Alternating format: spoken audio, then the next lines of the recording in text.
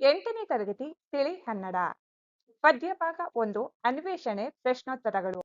ಕೃತಿಕಾರರ ಪರಿಚಯ. ರಾಷ್ಟ್ರಕವಿ doctor GS ಶಿವರುದ್ರಪ್ಪನವರು. ಕಾಲ 1926ರಲ್ಲಿ ಜನಿಸಿ 2013ರಲ್ಲಿ ಇವರು ನಿಧನರಾದರು. ಸ್ಥಳ ಶಿವಮೊಗ್ಗ ಜಿಲ್ಲೆಯ ಶಿಕಾರಿಪುರ ತಾಲೂಕಿನ ಈಸೂರು ಗ್ರಾಮ. ವೃತ್ತಿ ಕನ್ನಡ ಪ್ರಾಧ್ಯಾಪಕರು. ಇವರು ಕವಿಯಾಗಿ ವಿಮರ್ಶಕರಾಗಿ ಪ್ರಸಿದ್ಧರಾಗಿದ್ದಾರೆ.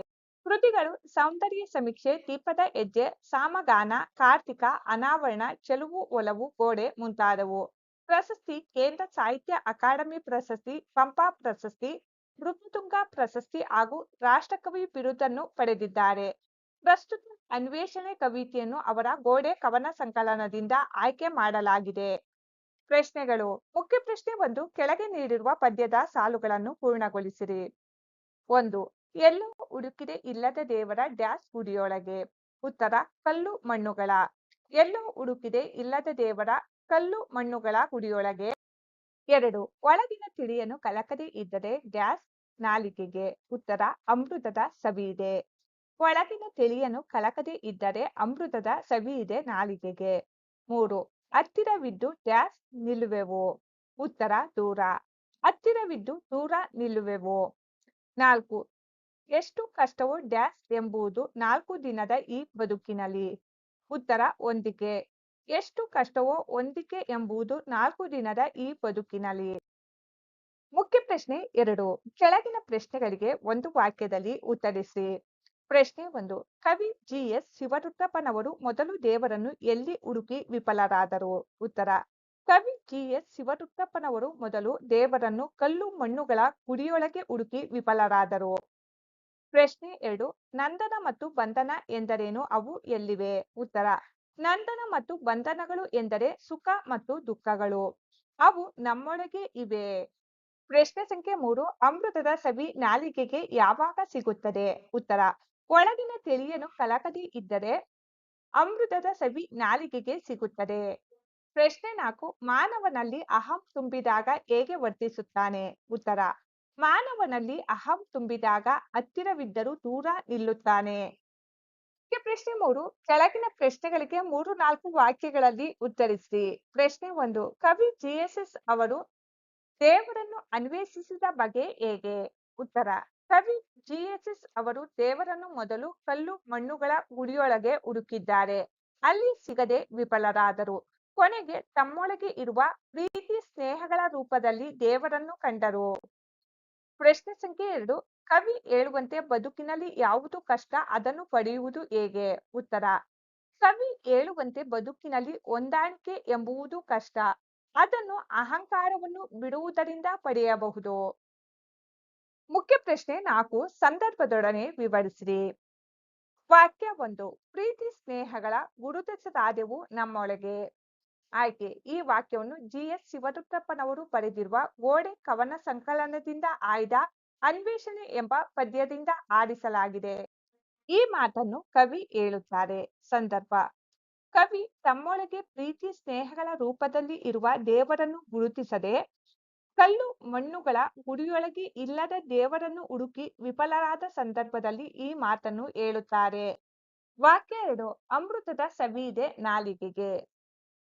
ಆಯ್ಕೆ. ಈ ವಾಕ್ಯವನ್ನು ಜಿಎಸ್ ಶಿವರುದ್ರಪ್ಪನವರು ಬರೆದಿರುವ ಗೋಡೆ ಕವನ ಸಂಕಲನದಿಂದ ಆಯ್ದ ಅನ್ವೇಷಣೆ ಎಂಬ ಪದ್ಯದಿಂದ ಆರಿಸಿಕೊಳ್ಳಲಾಗಿದೆ. ಈ ಮಾತನ್ನು ಕವಿ ಹೇಳುತ್ತಾರೆ. ಸಂದರ್ಭ. ಜೀವನದಲ್ಲಿ ಸ್ನೇಹ, ದ್ವೇಷ, ಸುಖ, ದುಃಖ ಇವೆ ನಂದನ ಬಂಧನಗಳು. ಇವು ಎಲ್ಲಿವೆ ಎಂದರೆ ನಮ್ಮೊಳಗೆ ಇವೆ. ಈ ನಮ್ಮೊಳಗಿರುವ ತಿಳಿಯನ್ನು ಕಲಕದೆ ಇದ್ದರೆ ನಾಲಿಗೆಗೆ ಅಮೃತದ ಸವಿ ದೊರೆಯುತ್ತದೆ ಎಂದು ಹೇಳುತ್ತಾರೆ. ವಾಕ್ಯ 3. ಹತ್ತಿರವಿದ್ದು ದೂರ ನಿಲ್ಲುವೆವು. ಆಯ್ಕೆ. ಈ ವಾಕ್ಯವನ್ನು ಜಿಎಸ್ ಶಿವರುದ್ರಪ್ಪನವರು ಬರೆದಿರುವ ಗೋಡೆ ಕವನ ಸಂಕಲನದಿಂದ ಆಯ್ದ ಅನ್ವೇಷಣೆ ಎಂಬ ಪದ್ಯದಿಂದ ಆರಿಸಿಕೊಳ್ಳಲಾಗಿದೆ. ಈ ಮಾತನ್ನು ಕವಿ ಹೇಳುತ್ತಾರೆ. ಸಂದರ್ಭ. ನಾವು ದೈಹಿಕವಾಗಿ ಎಷ್ಟೇ ಹತ್ತಿರವಿದ್ದರೂ ನಮ್ಮ ಅಹಂಕಾರ ಕೋಟೆಯಲ್ಲಿ ಸೇರಿಕೊಂಡು ದೂರವೇ ನಿಲ್ಲುತ್ತೇವೆ. ಇದರಿಂದ ಬದುಕಿನಲ್ಲಿ ಹೊಂದಾಣಿಕೆ ಎಂಬುದು ಕಷ್ಟವಾಗುತ್ತದೆ ಎಂದು ಹೇಳುವ ಸಂದರ್ಭದಲ್ಲಿ ಕವಿ ಈ ಮಾತನ್ನು ಹೇಳುತ್ತಾರೆ. ಮುಖ್ಯ ಪ್ರಶ್ನೆ 5. ಬಿಟ್ಟ ಸ್ಥಳಗಳನ್ನು ನೀಡಿರುವ 4 ಆಯ್ಕೆಯ ಉತ್ತರಗಳಿಂದ ಸರಿಯಾದ ಆಯ್ದು ಬರೆಯಿರಿ. 1. ಕವಿ ಜಿಎಸ್ಎಸ್ ಅವರು ದೇವರನ್ನು ಡ್ಯಾಶ್ ರೂಪದಲ್ಲಿ ಕಂಡರು. ಆಯ್ಕೆಗಳು: ಗುಡಿ, ಕಲ್ಲು ಮಣ್ಣು, ಪ್ರೀತಿ ಸ್ನೇಹ, ಕೋಟೆ. ಸರಿಯಾದ ಆಯ್ಕೆ ಪ್ರೀತಿ ಸ್ನೇಹ. ಕವಿ ಜಿಎಸ್ಎಸ್ ಅವರು ದೇವರನ್ನು ಪ್ರೀತಿ ಸ್ನೇಹ ರೂಪದಲ್ಲಿ ಕಂಡರು. 2. ಬದುಕಿನಲ್ಲಿ ಡ್ಯಾಶ್ ಎಂಬುದು ಕಷ್ಟ ಎಂದು ಕವಿ ಹೇಳುತ್ತಾರೆ. ಆಯ್ಕೆಗಳು: ಹೊಂದಾಣಿಕೆ, ಅಹಂ, ಹಿರಿಮೆ, ಮೋಹ. ಸರಿಯಾದ ಆಯ್ಕೆ ಹೊಂದಾಣಿಕೆ. ಬದುಕಿನಲ್ಲಿ ಹೊಂದಾಣಿಕೆ ಎಂಬುದು ಕಷ್ಟ ಎಂದು ಕವಿ ಹೇಳುತ್ತಾರೆ. 3. ನಮ್ಮೊಳಗಿನ ತಿಳಿಯನ್ನು ಕಲಕದೆ ಇದ್ದರೆ ನಾಲಿಗೆಗೆ ಡ್ಯಾಶ್ ಇದೆ. ಆಯ್ಕೆಗಳು: ಹುಳಿ, ವಿಷ, ಒಗರು, ಅಮೃತ. ಸರಿಯಾದ ಆಯ್ಕೆ ಅಮೃತ. ನಮ್ಮೊಳಗಿನ ತಿಳಿಯನ್ನು ಕಲಕದೆ ಇದ್ದರೆ ನಾಲಿಗೆಗೆ ಅಮೃತ ಇದೆ. 4. ಅಹಂ ಇರುವ ವ್ಯಕ್ತಿ ಜನರಿಗೆ ಡ್ಯಾಶ್ ಆಗುತ್ತಾನೆ. ಆಯ್ಕೆಗಳು: ಉಪಕಾರಿ, ಹತ್ತಿರ, ದೂರ, ಒಳ್ಳೆಯವನು. ಸರಿಯಾದ ಆಯ್ಕೆ ದೂರ. ಅಹಂ ಇರುವ ವ್ಯಕ್ತಿ ಜನರಿಗೆ ದೂರ ಆಗುತ್ತಾನೆ. ಭಾಷಾಭ್ಯಾಸ. ಮುಖ್ಯ ಪ್ರಶ್ನೆ 1. ಕೆಳಗಿನ ಪದಗಳಿಗೆ ಸಮಾನಾರ್ಥಕಗಳನ್ನು ಬರೆಯಿರಿ. ಗುಡಿ. ಸಮಾನಾರ್ಥಕ ಪದಗಳು: ದೇವಾಲಯ, ದೇಗುಲ, ದೇವಸ್ಥಾನ, ಹತ್ತಿರ. ಸಮಾನಾರ್ಥಕ ಪದಗಳು: ಬಳಿ, ಸಮೀಪ. ಬಂಧನ. ಸಮಾನಾರ್ಥಕ ಪದಗಳು: ಸೆರೆ, ಜೈಲುವಾಸ, ಸ್ನೇಹ. ಸಮಾನಾರ್ಥಕ ಪದಗಳು: ಗೆಳೆತನ, ಮಿತ್ರತ್ವ. ಮುಖ್ಯ ಪ್ರಶ್ನೆ 2. ಕೆಳಗಿನ ಪದಗಳಿಗೆ ವಿರುದ್ಧಾರ್ಥಕ ಬರೆಯಿರಿ.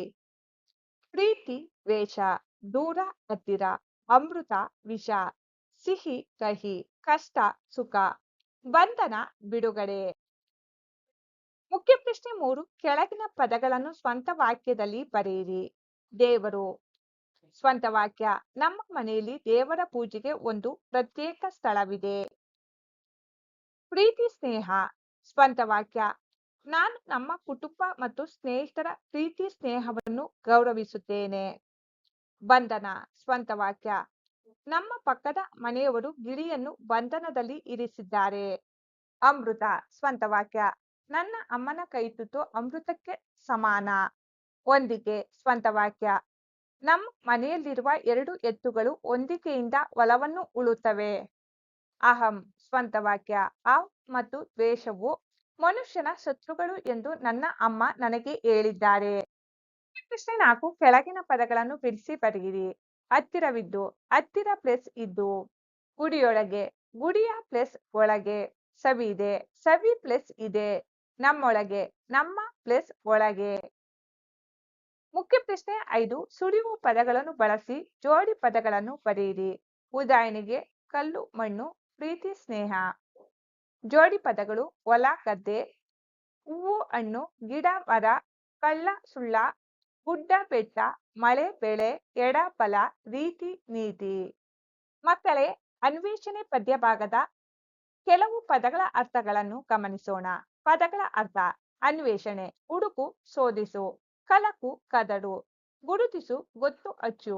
ಬಂಧನ: ಸೆರೆ, ಕಟ್ಟು. ಅಹಂ: ಗರ್ವ, ಪ್ರತಿಷ್ಠೆ. ಕೋಟೆ: ಕಲ್ಲಿನ ರಕ್ಷಣಾ ಗೋಡೆ. ನಂದನ: ಉದ್ಯಾನವನ. ಹೆಮ್ಮೆ: ಅಭಿಮಾನ, ಹಿರಿಮೆ, ಸಂತೋಷ.